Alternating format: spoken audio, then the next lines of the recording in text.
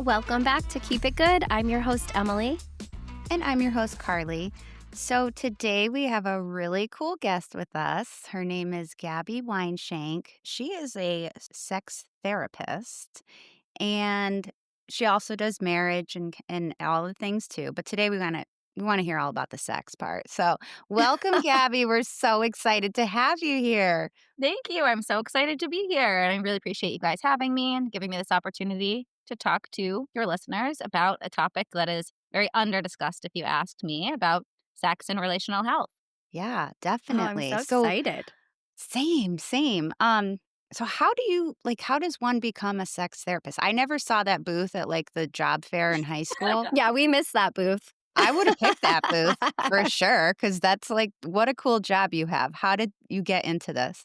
Yes, I wish there was those booths, but a lot of times there isn't. Right? Well, I decided to be a marriage and family therapist, which is my license, a licensed marriage and family therapist. And then I noticed that I really was interested in talking to people about not just their relationship health, but their sexuality, especially drawn towards working with queer clients, which kind of umbrellaed into people in alternative relationship styles and structures, people who are maybe kink involved or polyamorous or non monogamous. And in order to work with that population, I decided to get, other certifications.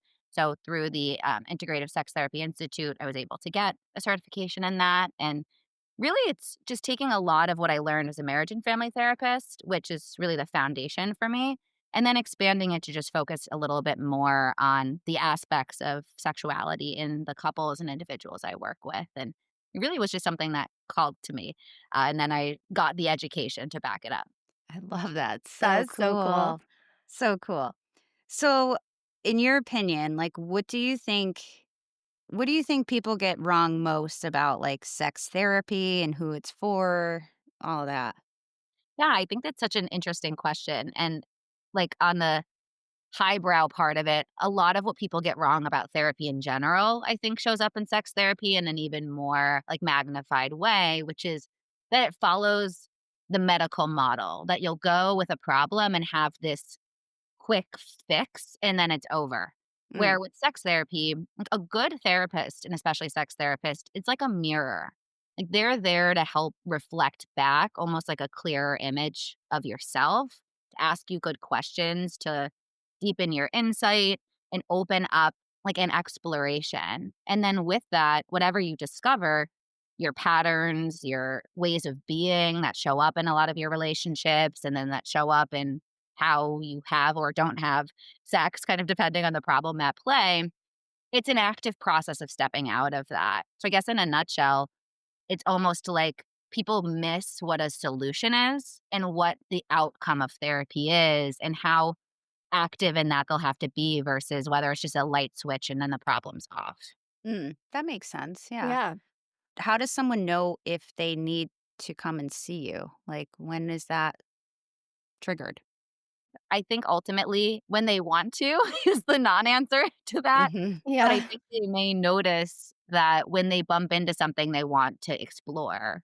So, is there anything that you realize you want to better understand, you want to change? And then more specific to me, maybe there's certain aspects of their sexuality that they don't quite know a lot about yet, or want to deepen their understanding of, or better understand their identity, or really have more agency over the behaviors that show up in sex and relationships. So a lot of times it is they bump into some sort of a problem, so to speak. And Hmm. then ultimately, if you come to therapy, it's because you've tried to solve the problem yourself and it didn't work. So then you need some extra support or would benefit from some extra support. But I guess to connect to the other question, what people get wrong is sometimes that you have to be in crisis to benefit from therapy and specifically sex therapy, which isn't true. You could just want to explore and better know yourself and be a really good fit for seeking out therapy at that time. Yeah, because I would have been the one that was like kind of wrong about that. Be like, oh gosh, we need to go to therapy. This is bad. When really, no, you just kind of, it's like a holistic approach to another part of you, I guess, right? Yeah. And I think sometimes if you wait until it's on fire, that energy comes into it a little bit too. Where, Mm, especially with couples work, sometimes like at least one of the partners, if not both, is like, ugh, we're in couples therapy. And there's like a bummer energy of like we are failing that Mhm. to me, nobody is the problem. Nobody's failing. All of us humans in the mix have hard times and benefit from new skills and support. So, yeah, waiting till it's on fire has its own limitations. But either way, when you come in your own timing and we'll figure it out. And if that's the energy that's coming into session early on, we learn to identify the problem, but then pivot towards the solution. Oh, Cool. I love that. That makes so much sense. You can't, like, come when it's a dumpster fire already, right? I mean, you can, but better to grasp onto it before. What are some common issues that you help people with? Like, do you find that you have people coming like, "Oh, we need couples therapy," and then you're like, "You need sex therapy." Or, like, Yes. you kinda just, like, add it in because that might be a little part of the problem? Like, what are some common issues that you see with people when they come? I think people come with a lot of different issues. And to what you were saying of, is it a relationship problem or kind of a sex problem? I think it's also interconnected Yeah. that ultimately we work on both. But for me specifically, a lot of people come, with maybe like a desire mismatch. Maybe them and their partner want different kinds of sex. Maybe the type of sex that feels worth having to them is different, like the actions included are different. So, really, just bumping into some differences in their needs and their wants and their limits, that can be a big one. I think also with my alternative background, sometimes people come wanting to open their relationship. Maybe it's been monogamous and they want to open it, or maybe it's been kind of vanilla and they want to bring kink in.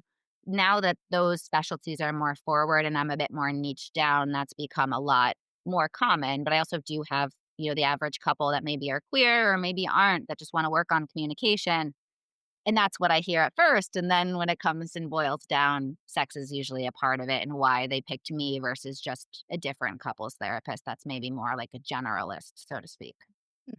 Okay, so when you say kink, what is kink? Like, is that like the whips and chains and swings and all the things? Is this It like a rap certainly song? Yes. I think kink is anything that is a non-traditional or non-mainstream sexual, relational, sensual act that's done intentionally for the purpose of connection or exploration or to, feel something.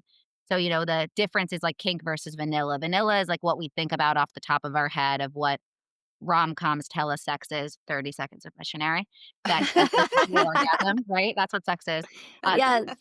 Things that are non-traditional, non-mainstream, I think are those words really resonate with me and that again are consented to and explored through like negotiation because whoever's involved wants to feel something or experience something different. Huh, so Wow. how do you add a little sprinkle to your vanilla ice cream cone? I don't Like wanna go rainbow or full. chocolate? Like, Yeah, I what's don't wanna go full kink.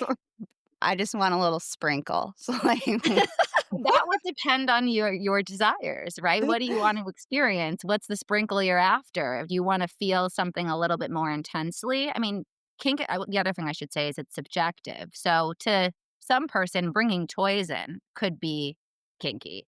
To Mhm. others, that's just a part of the sex script. So that wouldn't, change too much. But thinking of things like different sensory experiences, would you want to mix, Oh. say, a little bit of pain is a strong word, but different sensations in with your pleasure that maybe does something to your brain chemistry. That could be a little nod or some of the like entryways to kink are things like blindfolds, like taking away a sensation. You can't see, Oh. Interesting. especially if you have ADHD or other neurodiversity, I'll say. Oh, Oh, I think I do.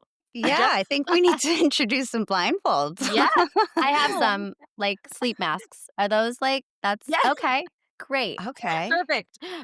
Maybe that taking away just one of your senses, they say opens up your other senses. So how might that encourage you to just be more present in your body if you couldn't see, if you couldn't hear? Oh, That could be a nice would that gateway. eliminate the, like, "Oh, tomorrow's picture day, I gotta da da Yes. da da da," and you're, like, doing these, like, mental crazy checklists while you're supposed to be, like, enjoying this, because that's probably my number one biggest thing is, like, I Yeah. have maybe a 15-minute window, where my husband needs to, like, read my mind, and that's the point, like, we're gonna go upstairs and, like, have fun, but otherwise, I'm like a scatterbrain, I'm a squirrel. I'm all over the place, and it's so hard for me to turn off my brain and, like Yes.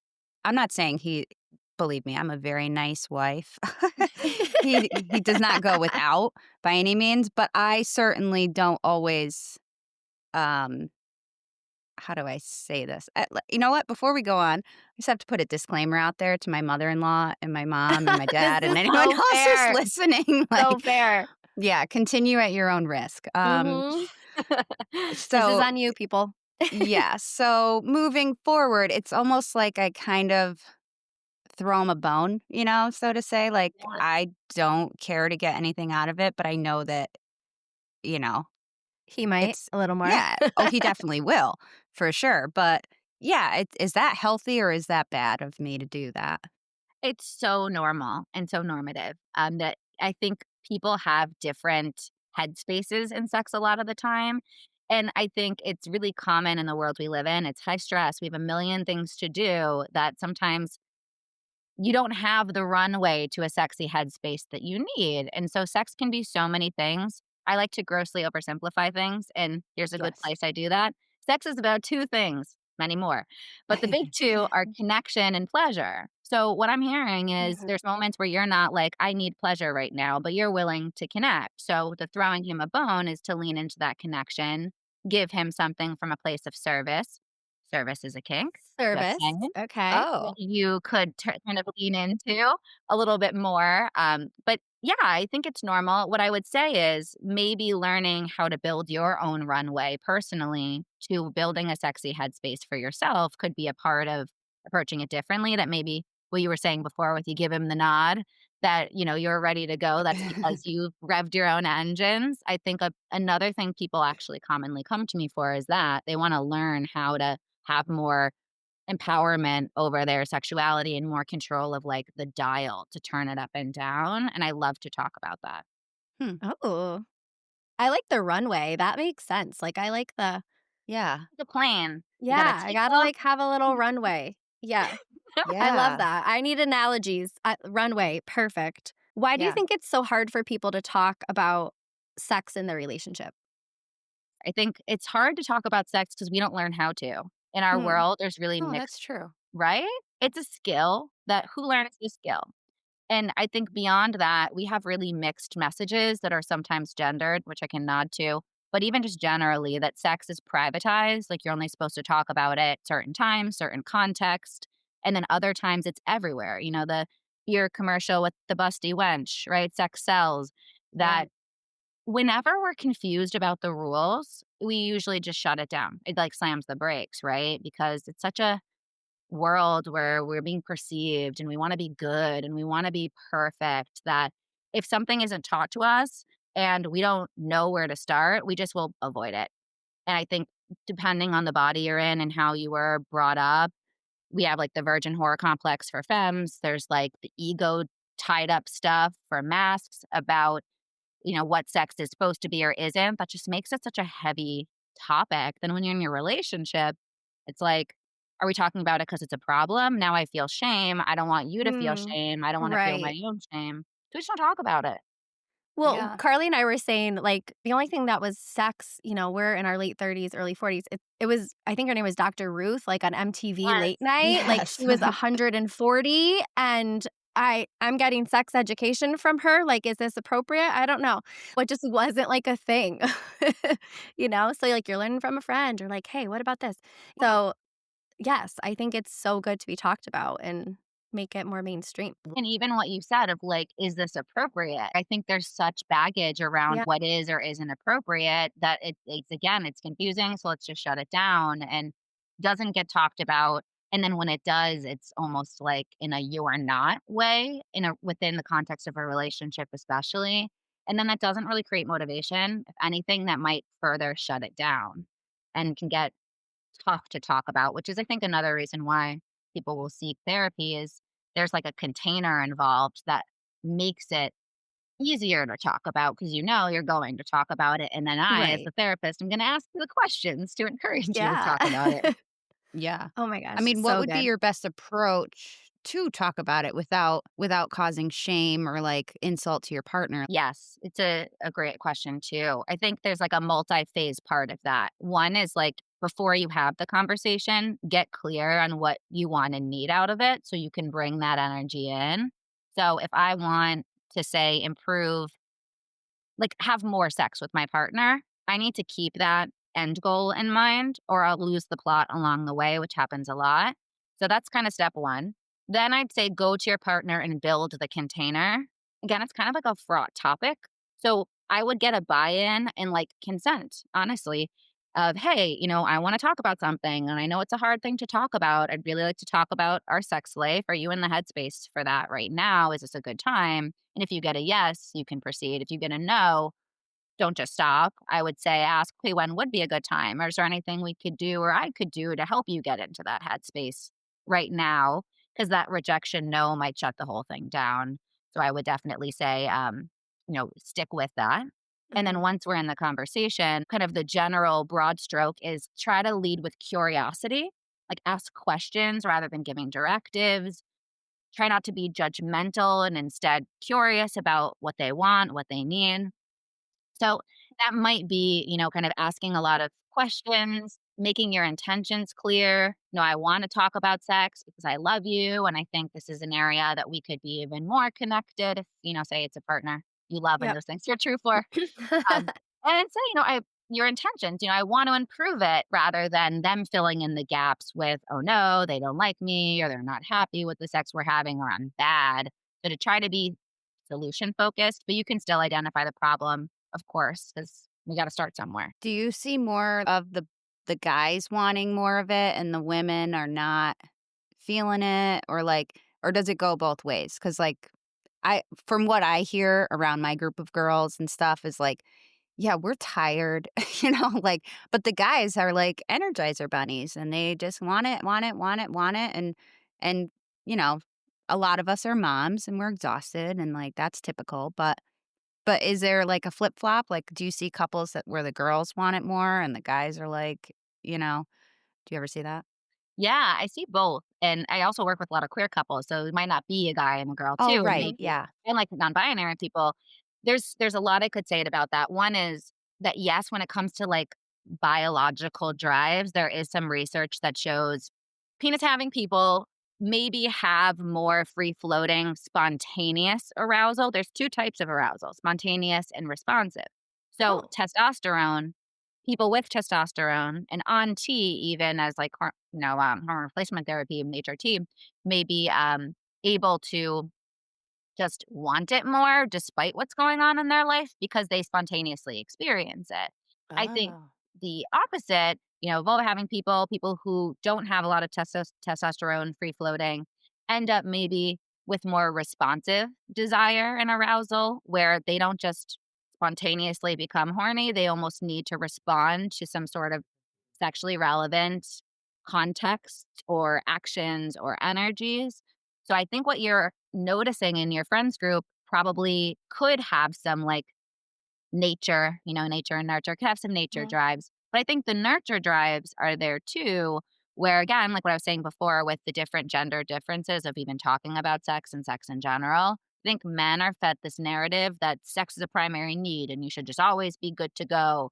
And they may kind of know better how to rev those engines. They may know how to drop themselves into that headspace more, and that could be learned as well.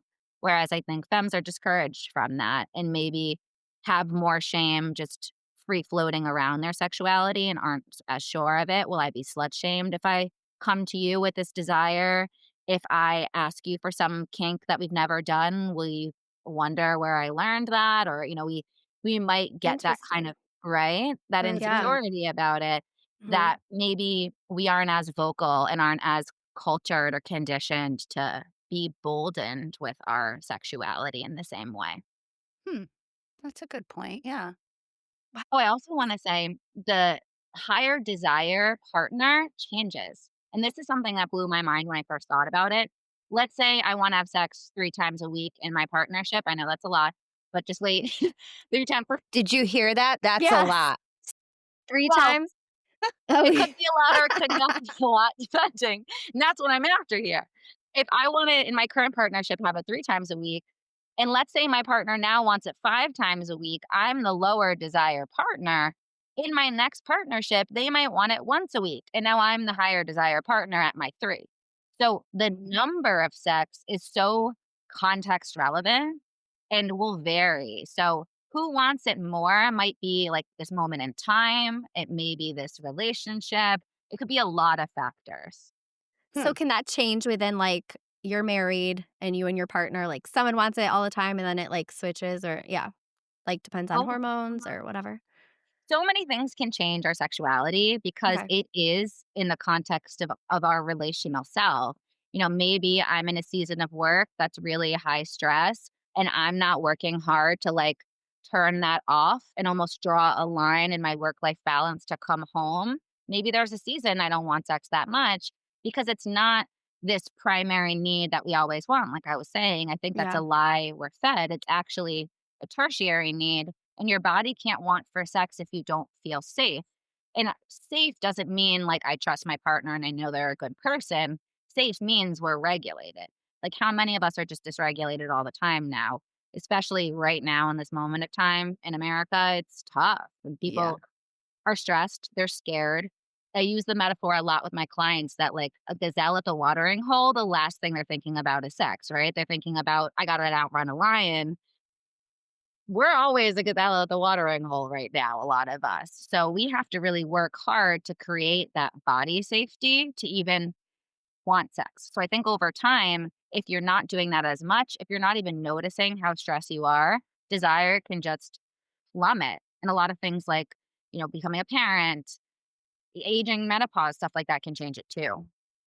Does I've heard this, like, thing, like, the older the woman gets, like, the more horny she gets and, like, want is that true? Is that myth or is that fact? It's such a good question. I thought David Schnarch, who's this like brilliant sex therapist that I really, really appreciate his work and his passionate marriage approach. In the book, A Passionate Marriage, talks a lot about that. That yeah, older adults are they like hornier? Maybe, but I think they know themselves more and they're actually having sex worth having, so they want it more. Like a lot of Hmm. young people have a lot of sex, but it's like they don't even know what they're doing. They don't know what they want.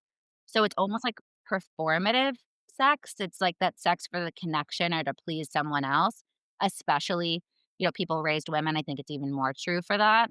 So it might take, the say 60-year-old version of somebody to really know themselves sexually and then ask for the sex they want to have or initiate the sex they want to have because there's so many different ways to do it, right?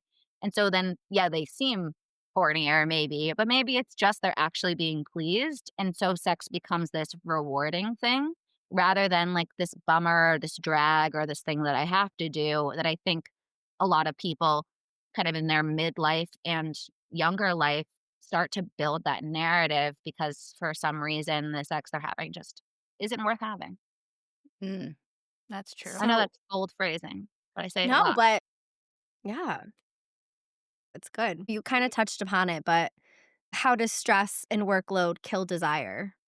Because I mean, again, I feel like mine and Carly's age and young kids and busy lives and stuff like that, it is tiring, we're trying to do all the things and be healthy and go to the gym and get up early and, like, you're beat, if you even see your partner, so does that kill desire or, like, not wanting to have sex? Like, is it combined? A lot of times. Yeah. And I think, yeah, when you bump into the thought, like, I don't want to have sex, yes, there's a small portion of people that are asexual and they just sex is not something they want, not something they need. That's valid. And that's an identity. Then there's people who are having some sort of like a medical issue, whether that's like hormonal or something like that, that maybe is impacting their arousal. But I'd say most of the time, at the end of the day, when someone comes to me and they say, hey, Gabby, I really want to work on, my sexuality. I haven't really felt my libido and I'm not really interested in it. And maybe it's causing problems in their relationship, or maybe they just are feeling kind of bad about it themselves. When we start peeling back the layers, they're just moving through life dysregulated, stressed. Maybe they haven't really, like I was saying before, had sex worth having. Maybe they don't really know what actions of sex work for them. Maybe their partner just goes right to like the PIV penetrative end and doesn't do a lot of foreplay, and that's what they need to get themselves kind of in a more open headspace. Maybe they're kinky and the sex being offered is vanilla.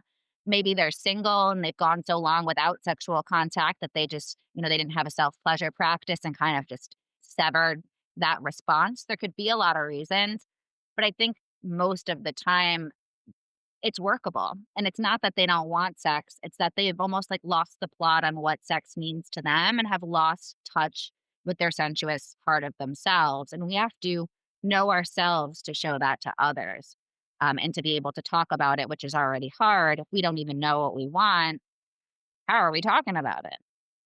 Yeah. Mm, Oh my gosh, yeah. so good. Is there differences that you see between the different types of relationships or people that you work with? Or do you find that there's like a common theme? Like everyone's kind of coming for the same reason? Yeah, I think the commonality is difference, which is a funny thing to think Okay. about. And what I mean by that is every couple, throuple, polycule individual, every person that I see, ultimately the biggest thing people struggle with is blending with someone who's different than them. Like, what Mhm. is a relationship? It's two individuals trying to make this thing and trying to bump into or trying to kind of build a we that's cohesive and harmonious, but I want something different than what you want, or what I need is maybe actually in contrast with what you need. So the big common theme amongst all couples, people that I work with, is they may have bumped into a difference between themselves and their partner. And how we navigate that difference matters because differences will always exist. But other than that, I think there's a lot of people can come to me with tons of different goals, tons of different problems at play. That's probably a piece of most of them. It's hard in Yeah. life to blend and balance our individuality with the togetherness with others. Yeah. Do you like when you said what is it? Polyamorous? Polycule. Yeah, Yeah, okay. So polyamorous is like the type of relationship, and a polycule would be like the constellation of multiple partners that I would work with at a given time.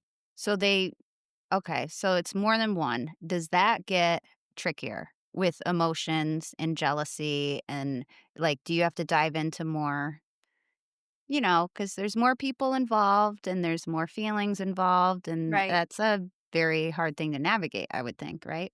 Yeah, I mean, I would argue all relationships are hard to navigate in that way, totally, Sure. no matter how many people. But yes, it's like the cooks in the kitchen, right? The more cooks in the Yeah. kitchen, maybe the more, Yeah, Yeah. that I mean, makes sense, yeah.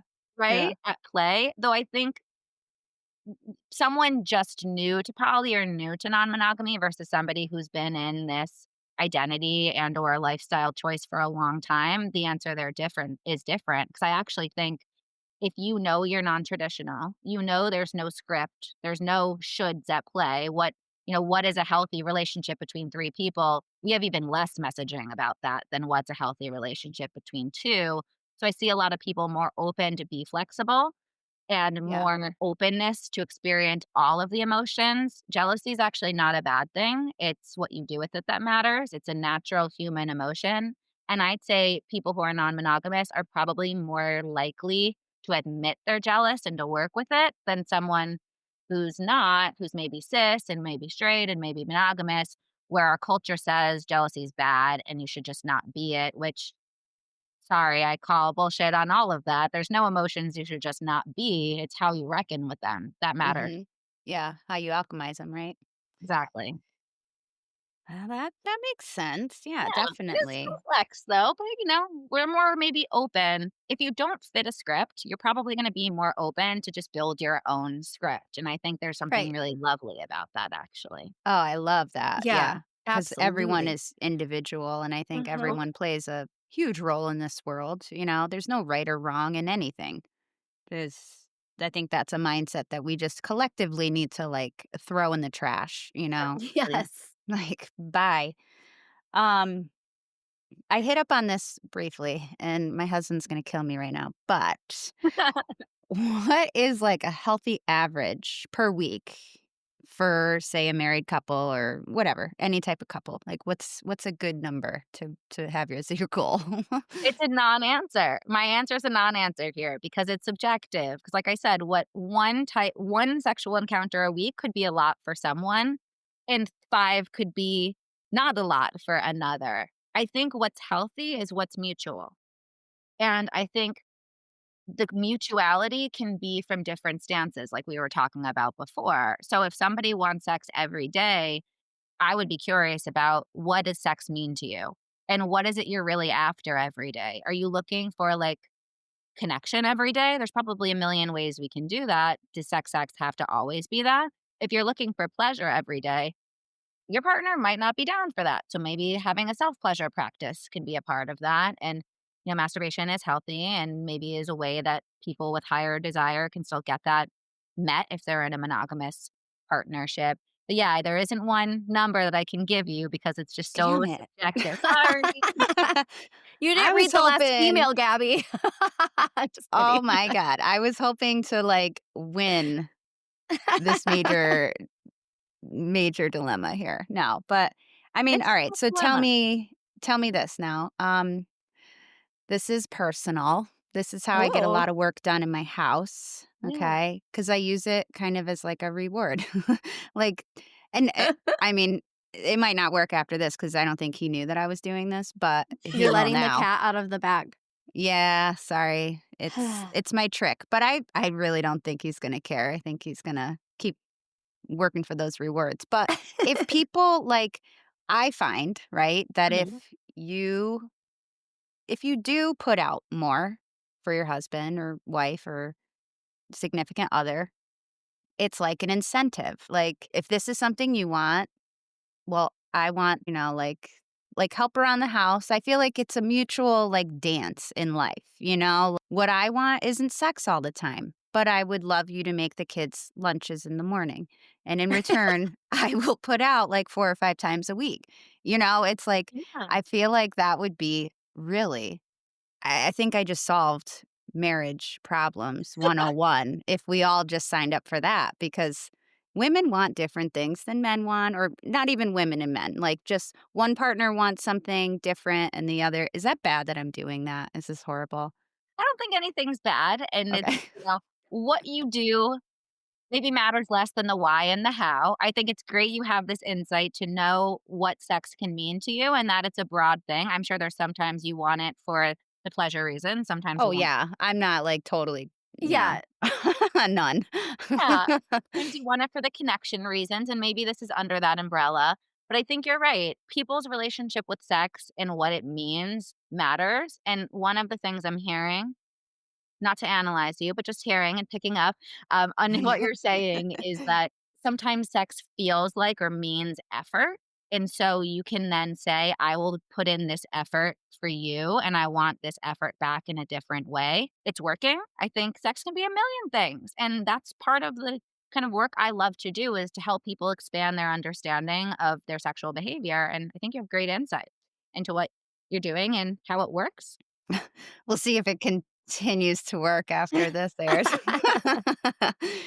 But If it's comfortable for you, you could say, like, "I'm willing to do this for you," and there's things that I'd love if you could be willing to do, and without it being, like, transactional or a tit for tat, but instead, Right. like, helping people understand the effort you're putting yeah. in or the ways you're trying to be of service or create their happiness, and then wanting balance or reciprocity in that, I think is normal. I think yeah, I mean, it kind of goes unspoken in our household, Yeah. like, Right. we just have this common goal, like, everyone's happy at the end of the day. We seriously have no problems in the sex. I mean, I'm looking forward to, like, getting over that hill as a woman and, like, my juices start flowing more, whatever happens after you hit menopause, like, I'm waiting for that era, but, I mean, You're just I in do tired mom era. yeah, Yeah. like, I'm in exhausted mom era right Yeah. now, but I gotta say, my kids' lunches are made in the morning, so, I mean, I'm happy in all areas of my life, and I think he is Sure. too, Well, but yeah, I that's what matters though, right, And like you right. said, you're not like, "Okay, I'll go upstairs, but I really need that bathroom painted." So, No, like, it's not never. that, right? No, My it's husband's not more handy, so I can't really use that. So I it's can't take your advice. yeah, no, it's more of, like, showing appreciation, like, Yes. I see that he Yeah. put in the work for me and did Right. something nice for me, I'm gonna go above and beyond for you But it's in unsaid, like you something said. yeah, it's totally unsaid. This is Yeah. not a contract, this is you know, but it works, and I feel like if other people kind of approached it maybe in that way and less of, like, the woman has to go all the time, like, because no, that's I can't live that every single day. It just takes too long for me. Oh my god. I'm Yeah. sharing way too much today. Oh You my god. are, girl. I am like, holy moly. I'm here for it. I tend to have that Yeah, effect on people, by the way. When you I just love start it. talking about Open up. sex. I'm having diarrhea of the mouth today. I need to like stop. Total book. I love it. Blushing. Okay, so this question is more my question. Maybe not sex dates, but do you think like planning a sex date helps or hurts schedule versus spontaneity? Like me and my husband, our schedules are crazy and we're not always home at the same times and he works shift work and it's a very Yeah. intense job that he has and it's crazy. So like do you find that even just date night, right? Or like a time to talk and, kind of schedule things, do you find that that works for people or is it more like being spontaneous and oh gosh, we have a couple hours, kids are with grandma and grandpa, like let's go grab dinner and spend some time together. Like what's your thought on that? I think it's a both and. I think there's a time and a place for both for sure. Okay.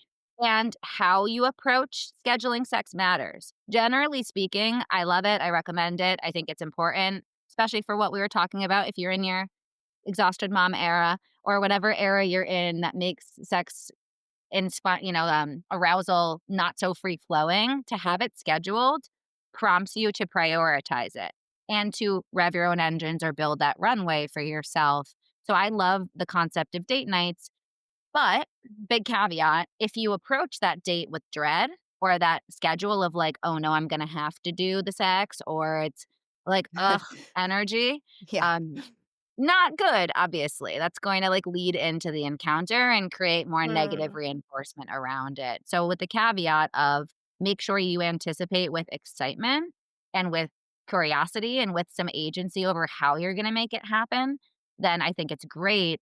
And the other thing I'll say is scheduling can be an in house job or a mutually scheduled thing. And I think that's underutilized as a tool.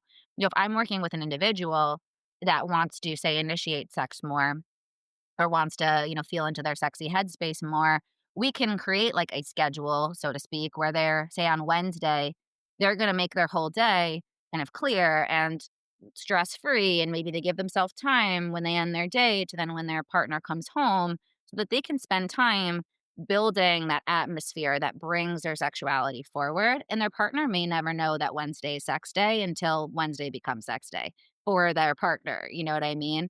You could schedule as a interesting. right? You can schedule as a couple, but I also think as an individual, if you want to initiate and you have a hard time, building arousal, learn what you need to build arousal and do it, and then initiate for your partner. And that can be not spontaneous, quote, whatever Yeah. spontaneous means, right? Cool. Interesting. Yeah, it Yes, really I is. like that. I need to start initiating more, I feel. Yeah. And building that sexy headspace so you can Yeah. approach it from a place of what you want, which I think another thing we don't learn about and don't think about. And I talk to people about their senses a lot. Like, is there a certain lighting that is sexy to you? Like dim lighting. We get like the candles and the dim Oh, lighting yeah. I loved yeah. kitchen, Yeah. right? Yeah. Is there a certain like a different bedspread you could put on that's maybe like silky and the tactile sensation of that feels good? Is there an outfit that you can put on that makes you feel powerful and sexy? And is that going to help you feel, better? We talk about like the everything shower. That's actually a way that people create a runway for themselves Oh, I without, love an everything shower. Oh, right? yeah. Yeah, But I now that you're didn't think saying about that, it. I am with you on that. Yep. That might be part of my runway. And I Yeah. think a hack for yourself is if you do an everything shower, reserve a certain, whether it's like a lotion or a perfume that you just do for like date night or like sexy time. And then that smell, you can condition yourself, can start bringing arousal. You start associating that scent with sex. Oh, yeah. Oh, I Like, gotta I get me a like new that. perfume. and the Yeah. dog with the bell, you salivate, you can make yourself sexually salivate with a certain smell if you Oh my start gosh. Wow. coupling it. I And I love that. right? It's such a tangible way to, like, bring your power back that I don't think anyone teaches us, and so we walk through life not really understanding how in control of our sexuality we can be, and it's Yeah. just shifting the expectation from it's supposed to be this spontaneous thing you could do all the time to, like, no, it's actually something we need to be intentional about and get ourselves ready for, and then once we know how to do that, you are empowered. So cool. That So makes you so keep sense. talking, you keep bringing up like the senses. Like I feel like the five senses are huge. Is that correct? It is for me in my Okay. practice for sure. Just because I think this is where learning about kink really helped me learn more about sex, even vanilla people, that I think the intentionality of working with your senses is what makes kink kinda magical, Okay. and that the average person doesn't think about, and just how to almost, like in therapy, we talk about bottom up versus top down, like using your brain to catch up your body or using your body to catch up your brain. When it comes to sex, you really need to bottom up. You need to use your body to catch up your brain. Thinking the thought, you're supposed to have sex or make it sexy doesn't really do anything for us. But like certain fabrics, certain textures, like certain types of touch does. So I think when you're trying to do that with yourself, knowing your senses and knowing where maybe you have some external control to create that internal vibe you're after, the senses become like a really easy pathway to that for me to think about and to help clients think about. So good. Yeah. I think I'm a little bit more kinky than I thought because I love all the Oh, I love to hear senses. that. I I think most know. people are, by the way. Just saying. Okay. Well, the Huh, scent, 40s. that was interesting. Yeah, welcome to the 40s. Welcome Okay. to 40s. Okay. I'm excited. We're Welcome gonna 40s. experiment. Okay, I think this one's really cool. It's a good question. If you could assign one conversation for our listeners, like what would be a conversation for every couple to have this week? What's like one thing they could do? I have 2 answers to this. One Okay. is as a sex therapist and one is just generally. Okay. So, Okay. just generally, when it doesn't come to sex, I think any couple could probably use to, like, temperature check and just check in more. And so this week, I would say, have a conversation with your partner just about how you're both doing in the relationship. I don't think we do that enough. Of just like, how are you feeling lately? Is there anything you've wanted to talk about that you haven't found the right time to talk to me about? Is there anything that you've been carrying that's heavy for you that I could do to unburden you? You know, how have you been feeling about our closeness? How have you been feeling about yourself as an individual? Are you getting enough me time? Just a check in generally. Love that. And when it comes to sex, I would say just talk about sex. Follow your path of least resistance. But I think every couple could talk about sex more. I have this soundbite that I say a lot to my clients. What is normal becomes normalized. And what I mean by that is what we do regularly becomes almost innate to us. We are habit forming creatures, us humans. So we talked a lot earlier about how sex is hard to talk about because it's not normalized. Start normalizing it. So Hmm. whether that's like if you have sex, try to talk about it more after of like blah blah blah was amazing for me, like what was amazing for you, just to bring that dialogue forward if that's the path of least resistance, or if that's hard and you're not having sex, to talk about like I'd like to have sex, what would help you do that, Right. but just to find some way to talk about it, I think will help every relationship make it more normalized. But it's that Mhm. repetition that helps us build that language with your partner where it's okay and acceptable, because we're going to have to like feel the shame and the discomfort for a little while first. So probably start that now to have a better Yeah. end goal later. Oh, I love it. Okay, so we had one episode about getting out of our comfort zone. So this would be a Yes. totally good spot to like get out of your comfort zone. Yeah, this would yeah, I And don't think we brought this subject up, but maybe we no, but I'm just kidding. yeah, we're gonna circle back to this one and I'm gonna add this to my New Year's resolution is to get out and talk about it more and do, blindfolds or whatever. Whatever. I don't know. We're gonna add some We're sprinkles gonna do this some year. kink stuff. Yes. Bring I on the love kink. that for both of you. And for any listeners who feel inspired, I love that for you. I'm here for it. What about, like, food? There's always, like, what's that word? It's like a aphrodisiac. Mm. Are those real? Oh. Do they really help?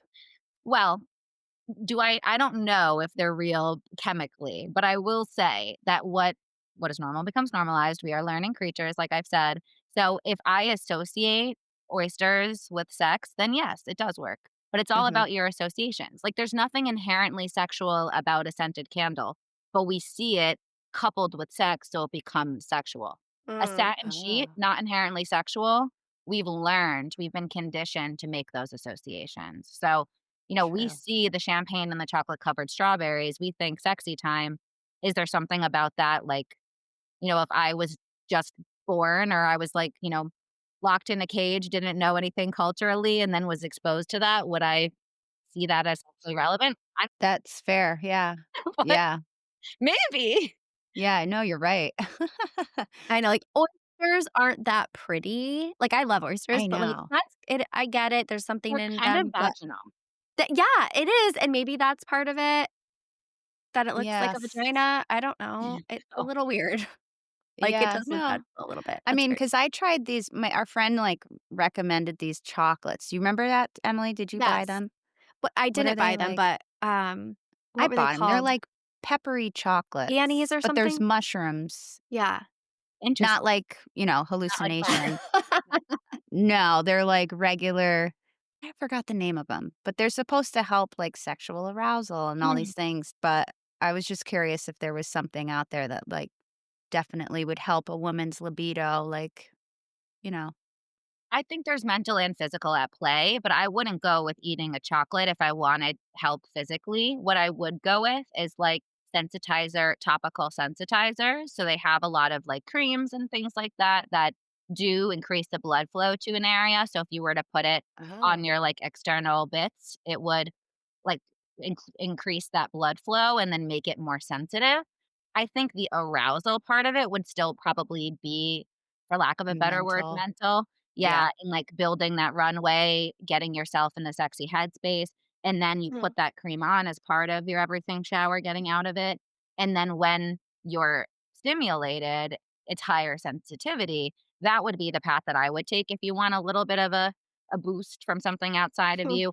I think if the chocolates work, maybe there's some chemistry at play I'm not aware of, but I think the placebo effect, if you say to yourself, "This is gonna help me be sexy," that may actually help. Yeah, No, right. you're right. Mind over matter. Yeah, Yeah, I think that placebo would be effect is real. my thought on that, Yeah, Yeah. No, that's true. Interesting, interesting things. right? yeah. Once you open the sexy Pandora box, it's an endless pit of curiosity, and, again, I think it's just because when do we have these opportunities to sit and talk about it? Not a lot, so when you have one, it just really gets the wheels turning. Yeah, well, it's interesting talking to, like, a professional about it because, never have I ever, Right. like, this Out was there if you'd like us. Yeah, yeah, no, and I it's mean, nice it's to so make this, cool. like, a normal thing too, right? Like, Yeah. obviously, we have these conversations with our friends, but, like, a lot of times it's the kids and what's like, all the other stuff that's going on, and we're not like Or clearly we and do, yeah, but but oftentimes we're all in the same boat, so we're all saying the same thing, so it's nice Yeah. to hear, like, a different perspective yeah. and, you know, like, the opposite end of things, so And well, both have that's their cool. time and place because I think it's also nice, if you're a mom, say, and you're having the, exhaustion and maybe you're touched out at the end of the day because your kids are all over you and, Yeah. you're like, oh, someone else wants to touch me? Absolutely not. And you can talk to other people about that and they normalize it for you. That can help with the shame of it all of like, am I a bad partner? Am I broken? No, you're not. It's the moment in time you're in, it's the amount of resources you have. I think having your friends to almost like commiserate isn't the right word, but you know what I mean, to like Mhm. talk and share and feel that belonging definitely Right.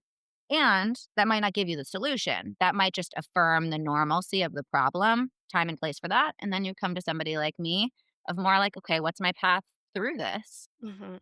Mhm. You know, Yeah. This is so So cool. interesting. This is I so interesting. know. I just wanna keep, like, picking your brain, I but know. it's ripe for picking. I'm here for it. Oh my gosh. yeah. I just have to, like, edit and see what, is appropriate for me to You're share. like the thing. What did All I the share things. on here? I know. Um Sometimes I just, like, black out and I'm like, "Oh my god, I can't believe I said that." Oh, No. I'm an open book. I'm totally fine with whatever I shared, and hopefully, it just normalizes it for everyone else listening because it is something that we should be open about, and, Yeah. you know, like always, we're not alone in how we feel, For everything you feel, there's probably 50,000 people out there feeling the exact same way. Right. Yeah. We're all in the mix together, just trying to work through it the best we can. And I think you're right. A lot of these, especially when it comes to sex and sexuality, we're all like up against the same current of a lack of education, a lack of real discussion, a lack of awareness that the issues people come to me with are usually pretty similar to others. And while I can't personalize it always, I can certainly still say, like, yeah, what you're feeling is totally normal and natural. And a lot of people feel this way. And here's, the way we can work. Hmm. So cool. I love what you do. This is awesome. I might want to do this in my next life. You can live this life if you want. Do it in this life. Yeah. You never know. Add it to the list. So, Gabby, how do people get a hold of you? I know you only work in Connecticut, right? If people want to get in touch with me, there's a couple different ways depending on what they want. You're right. If you want therapy or sex therapy, my license is in Connecticut. So I can only work with people who are physically in Connecticut at the time of those services. But either way, you can go to my website, alternativeloving.org. You can follow my Instagram, alternative loving, and reach out there. And other than psychotherapy, I do also have intensives and coaching that people could pursue if they weren't in Connecticut. And coming soon, I'll have a lot of educational material that you can download on my website too. That I'm still working on some maybe courses, both for other professionals who maybe aren't as knowledgeable on like the sex therapy pieces, but are therapists. I'm going to have some trainings that are in the works right now that'll be up there that you can purchase, and or even for individuals who want to learn more about things I was talking about today, like building your own sexy headspace and how to hack your senses to be able to feel more into arousal and your sexuality. There'll be some education coming out on that too. So So alternativeloving.org. good. Alternativeloving.org. Love So it. cool. This was so much fun. Thank you. Thank you so much, Gabby. Yes, This it was was very fun for me so too. great. Thank you again for giving a platform. It's really important because, again, it's such an underutilized topic, under discussed generally, but also with the niche populations I work with. So, Well, and we have men, we have men and women, I'm sure, of all different kinds of relationship statuses. Like this isn't just a female based, since we're Right. female. Like I'm happy that we're opening up the wavelengths for everybody with it. me Yeah. too. Yeah. Everyone is welcome here. Awesome. So we like to always end with a quote, as you know, but I wasn't sure how to kind of fit this one, Quote this. quote, quote this. So I did my best. I don't know who this is from. It just says unknown, but it says some of the best moments in life are the ones you can't tell anyone about.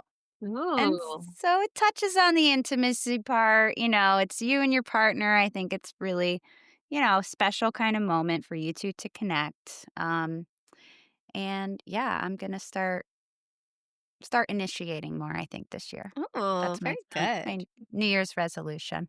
That's a good one. All right. Well, thank you again, Gabby. This was awesome. I love it. I wish we could talk to you forever, We but you got appreciate people to you. go see. anytime. Thank you so much again for having me. And I hope that everyone Mm, listening has a lovely day and learned a little bit more about sex and sexuality. For yes, sure. definitely. All right, guys. Well, you have a great week. And as always, keep it good.